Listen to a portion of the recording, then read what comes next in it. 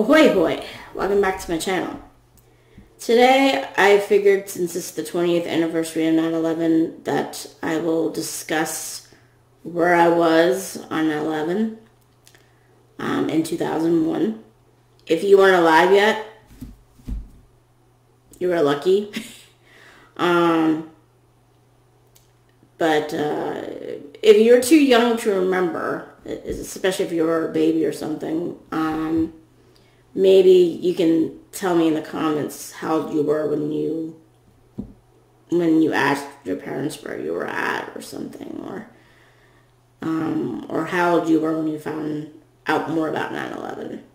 I should say it's kind of similar to how I was like only 4 years old when Chernobyl happened, and I heard about it a lot, but didn't really do much research about it until I was a little bit older.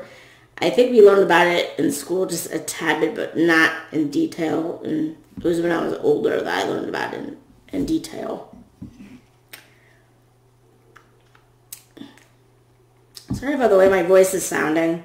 I think my allergies are affecting my asthma today. And let me just point this out. This is not going to be political. I have nothing politically to say. Because on the day that it happened, it was the first time ever in U.S. history that all sides came together as one in the U.S. So I would like to respect that. I'm not going to talk about the aftermath or anything. It's going to be strictly about where I was on 9/11. So I was 19 years old at the time. I was in my second year of school. Or I should say second year of college. It's probably better to say. I was in a criminal justice class.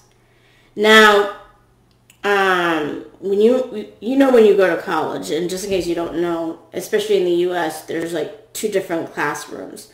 One is a big lecture hall that you have a professor talking, and then you get little classes. You get put into a smaller class with a teacher's assistant. So I was in a criminal justice class with a teacher's assistant, and that had less kids in it than in a lecture hall, which can have anywhere between 100 to 200 people. So, yeah. And I know some of you are going, I thought you went to Prince George's Community College and graduated from here. Yes. But, we'll save that for another day of how I went from the University of Maryland back to PG. But for now, let's just stick with what happened that day in 2001. So when the first and probably the second plane hit, I was still in criminal justice. And so after that was over, I headed over to the commuter lounge at the student union. And by the way, I did go to the University of Maryland in College Park during this time. And I was trying to get some sleep because I was tired, and I had a few hours before my next class. And one could probably think, well, why didn't you just go home? Because, I was still living at home at the time. But the thing is, at the time, I wasn't driving, even though I was in the process of learning how to drive. I was either getting rides from my brother or getting rides from my mom, who worked on campus at the time. And then there was also me taking the bus. And I think that day, I may have rode in with my brother. But, yeah. So, I wasn't going to go home and then have to go back on a lot of buses just to go back to class. I usually just stayed at the campus the whole entire day until all my classes were done. Or my mom was getting ready to get off work and I would go home with her. But, so I went to the commuter lounge and tried to sleep. And I kept hearing commotion because I think at this point both planes have flown into the World Trade Center towers. And I kept hearing commotion. And I thought at first someone was on campus doing something like have a gun or something. Now back then, school shootings weren't as rampant and stuff. even though this was like 2 years after Columbine happened. But occasionally you get someone on campus that had a gun or had a knife or something like that. So I thought that's what was going on. But then there were more people crowding in the atrium right next to the commuter lounge. And so I went to go see what was up. And someone had put a television up, and that's when I saw the World Trade Center on fire. And of course, I think, I didn't know what had happened. And I didn't think to ask anybody what had happened because I was so shocked. I was like, oh my God, I can't believe the towers are on fire and stuff. Because I did want to visit the towers eventually. And thanks, I never get the chance to do that now. I did visit the site, though, back in 2006, but not the same, obviously. But anyway, so when I started watching the TV, they hadn't said anything about the planes flying into the towers yet. And I think this was before the Pentagon got hit. So then they actually showed footage of the second plane flying into the second tower. Because I don't think anyone got footage of the first tower being hit. It was the second tower that got hit that's more well known. And we were shocked because I think the first time the first tower got hit, people just assumed it was an accident. And then when the second plane hit, they knew that something was up. And then that was more confirmed because then there was a breaking story that came on that the Pentagon had gotten hit. And we were like, this is not good at all. This is not good at all. And I mean, I think everybody who was watching it was just shocked. And then I went to the other part of the student union because I was going to head down to where my mom worked to, check in on her and, get some reassurance. Even when I was 19 years old, I'm like, oh my God, I need to see my mommy. So, because I think the biggest thing on my mind then was that my dad worked for Sears repairing washers, dryers, and dishwashers. And sometimes he does go to D.C. While I know he wouldn't be exactly in the vicinity of the Pentagon, I was worried about him being in a lot of traffic. I was worried about him being in D.C. if another plane had hit.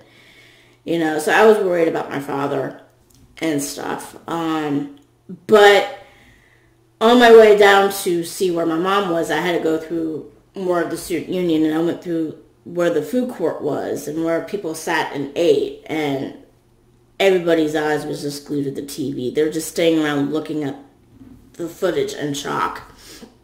And some people started crying because, they had people up in New York that they were trying to reach, and they couldn't reach them because, something about the cell phone towers being, overwhelmed by calls or something. They had trouble getting through. Or, maybe they had relatives that were working at the towers, or they had, relatives that were first responders and stuff. But, that actually started making me tear up a bit when I saw other people crying because, I'm an empath, and the emotion like that just gets into me and makes me feel what they're feeling. Oh my God, is it happening again? Damn camera's getting blurry. I swear, might be a ghosty. I might have a ghost now. Even though I don't hear or see anything else. Oh well. Or my camera's acting up, one or the other. Shouldn't be, it's a new camera. I've had it since Christmas. So going back to what I was talking about, I go down to where my mom works on campus, see her, get consoled and reassured. And then they heard that there was another plane, that has lost its transponderness, which means that air traffic control can't trace the plane, and they can't contact the plane. They can just watch as the plane goes to its destination, and they knew it was veering off course. And eventually they learned that this plane was going towards the White House. And of course, this is the plane that would end up eventually in crashing down in Pennsylvania. So yeah, that's where I was on 9/11. I was mostly on the campus of University of Maryland, and I stayed all up until I had my biology class, which was at 4 o'clock in the afternoon. And the teacher canceled it, so I decided, well, I'll just go home with my mom since she gets off at 4:30. Man, traffic was just a mess on the roads. And of course, this is all before we had things like YouTube and stuff, so we couldn't watch stuff on our phones on YouTube. And I don't even think you can watch much on your phone back then, because, you know, cell phones then were not as sophisticated and stuff like they are now. But I just remember that day being awful. And I was on campus when it happened. And it took me a long time to get off campus before I got home. It took me a long time to get home after we got off campus. And we just watched the news coverage of it. I think the biggest thing that stands out in my mind to this day about that day was the unification of all parties in Congress, especially when they were on, I think it was in the steps of the Capitol building. And suddenly they just, out of nowhere, just started singing God Bless America and stuff. And in a weird way, it was kind of like how a parent consoles their child when they've been scared or something. That's what it felt like to me when that happened. And that's probably the biggest thing that sticks out of my mind from the day, other than, of course, the Pentagon and the World Trade Centers having planes crash into them, let alone that plane crashing in Pennsylvania, let alone the freaking towers collapsing. So it was hard. And then it's kind of annoying when some people are out there are like, oh, why are you crying and upset? You know, if you didn't know any of those people in the crash, why does it bother you so much? First of all, they're my fellow countrymen. And even if they weren't Americans, minus the terrorists, you had people that were from other countries there. And it's not just, oh, because they weren't my relatives or my friends. It wasn't just because they weren't fellow Americans. It's also because it was a nasty way for so many people to die. You know, it should make you upset. It should make you angry that that many people died, regardless if you're related to them or not, whether you're friends with them or not. It's a devastating loss of life. You know? It should give you a good reason to be upset. I mean, if you were in something like that yourself, and you know you lost somebody, or you lost somebody yourself, I think it would make me mad to have people be like, kind of like, not feel much about it, because it's like, oh, well, because I'm not related to them or not friends with them, it doesn't affect me that way. Well, even if it doesn't affect you that way, you know, it affects that person personally because they lost somebody tragically.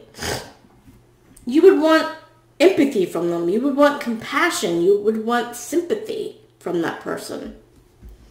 And not to mention, you know, if you forget crap like this, it's going to happen again in the future. I mean, as someone who studies history, that's the thing that's so fucking annoying to me. When people, like, bat away history or all this other shit. They're like, oh, why would I didn't do that? So we don't do stupid shit like this in the future. How about that?